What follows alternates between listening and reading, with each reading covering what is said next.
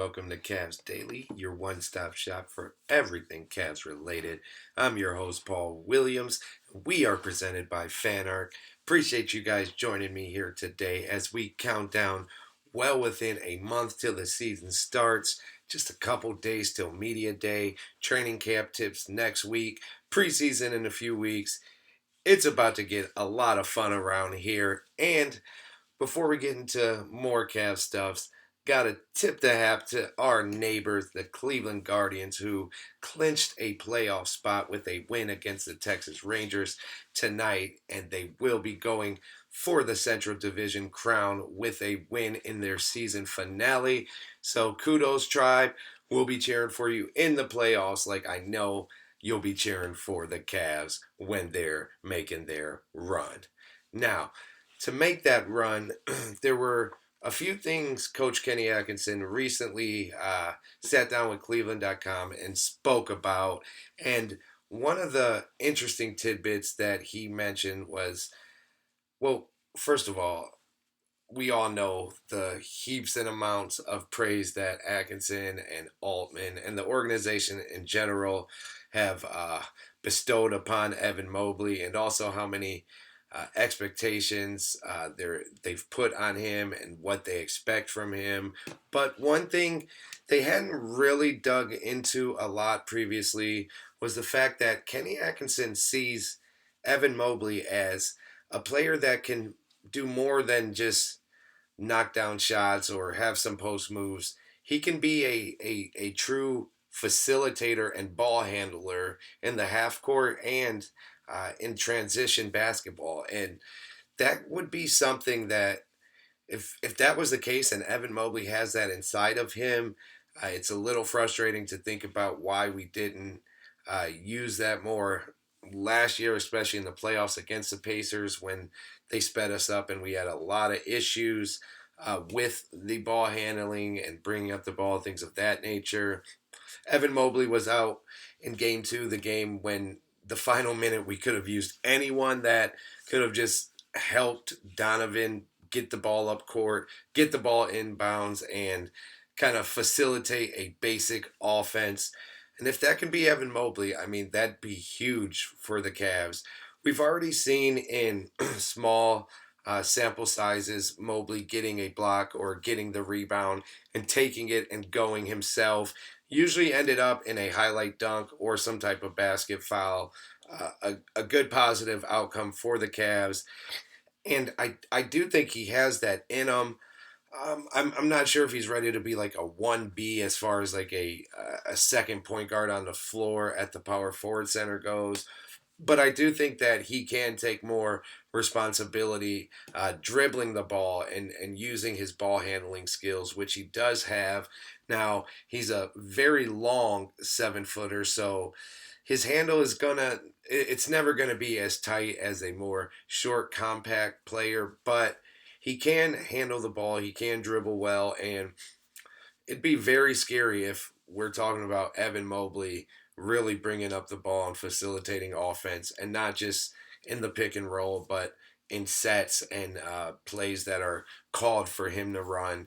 That'd be very interesting to see. I'm excited to find out if Kenny Atkinson actually holds true and really does do that and give him the opportunity to take advantage of having the ball in his hands more. And Mobley can really have a lot of opportunity to test that out and to show what he can do early on in the season with Darius Garland being out, as we talked about in previous episodes. If the Cavs get creative with their point guard rotation and just slide Donovan down to the point, maybe Donovan and Evan could be the 1A, 1B point guard for the first few weeks and see how that works out. And also, it can help a lot with the backup point guard duties, as Lonzo Ball, even if he does have a healthy season, as we are praying for, will still need nights off. He's still not going to play huge minutes. So maybe Evan could fill in some ball handling duties during those times as well. I don't know. We'll see. I thought it was an interesting tidbit from Kenny Atkinson, and definitely something I think worth talking about a little bit. And to kind of go along with that, Kenny Atkinson also spoke in depth about how he sees the Cavs can still improve, and the fact that we could work faster, we can play at a faster pace, even though we had the biggest jump in movement and pace for any team between 23, 24, and 24, 25 seasons. But he still thinks there's more to unlock. And he pointed out uh, in the Pacer series how they not only sped you up defensively, but also offensively. And he mentioned and said pretty much verbatim, it's a known fact, and the data shows that the sooner in the shot clock you get a shot up, the most likely for success you're going to have on that possession. The data does play out that getting shots up quicker is better overall for your offense in the long run, in the bigger picture. And if that's something he's looking to tweak and work on, that could be a very interesting change for the Cavs. As, like I said, they already sped up a ton and they already changed their offense and their pace a lot. It is year two of Kenny Atkinson, so who knows? Maybe now they can. If the Cavs offense is able to improve, that's a scary thought for all other NBA teams, as the Cavs already had by far the highest offensive rating, most points per game. They set all type of offensive records as their 7.3 points per 100 above average was the highest since they started recording that number. They also just dominated when it came to 3-point shooting, highest field goal percentage, highest percent of your shots being 3-pointers. They shot threes at the highest clip in the last 46 seasons, 14.7 points more from the 3-point line per game in comparison to their opponents. And 9 different players shot at least 36% from three during the season last year. So the Cavs already clearly have a very high offensive ceiling. If Kenny Atkinson can unlock even more from that, that is just downright frightening. I mean, you do usually improve the second year in a new system, so chances are they will improve. Maybe their shooting won't be as ridiculously, absurdly efficient this season, but it's interesting to see how determined Kenny Atkinson is to continue to improve an offense that was already so good last year and so elite in every sense of the word. And before I get to the next topic, just want to apologize for a little technical difficulties. I noticed that the wrong bar was up for a minute. I apologize about that. But that doesn't take away from what we're talking about, which is what matters, the substance of this. And yeah, the substance of that last subject was the Cavs might still have another gear to unlock on offense. And if that does happen, history books should be prepared to once again be rewritten, because the Cavs don't have anywhere to go from last year except for into more history.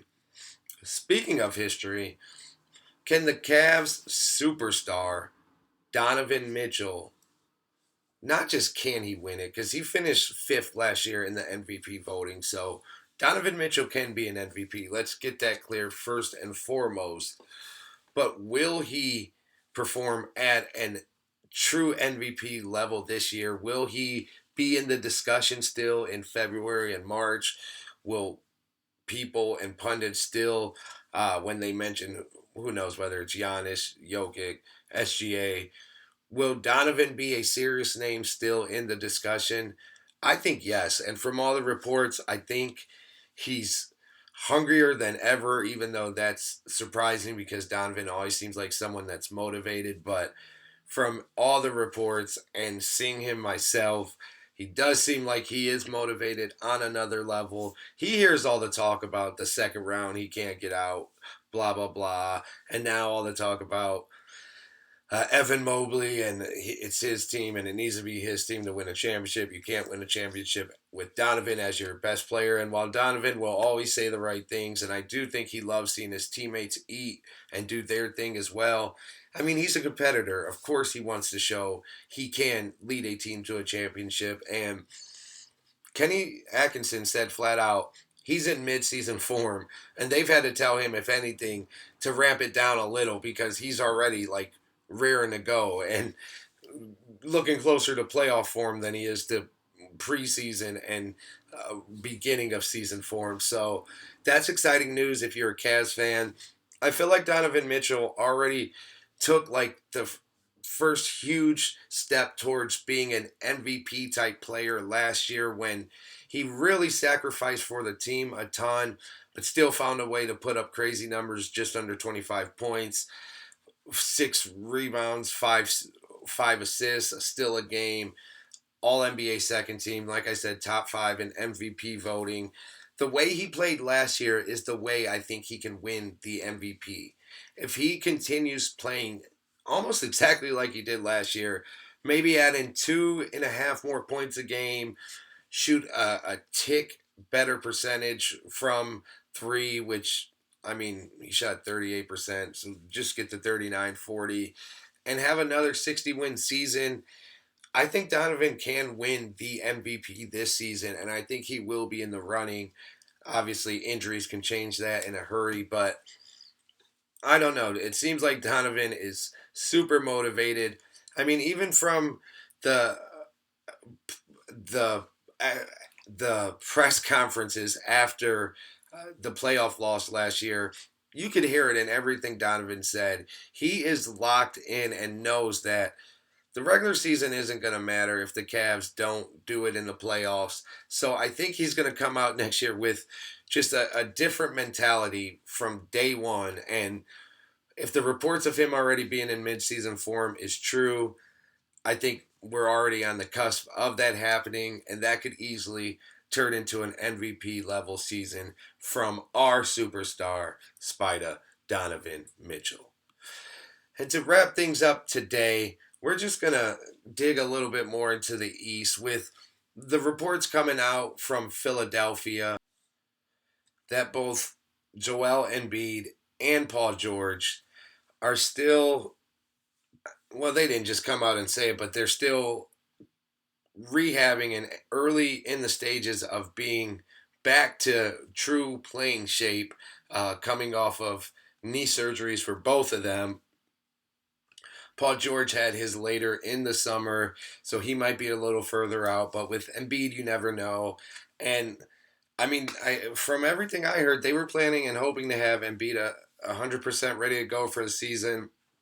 Doesn't seem like that's going to be the case.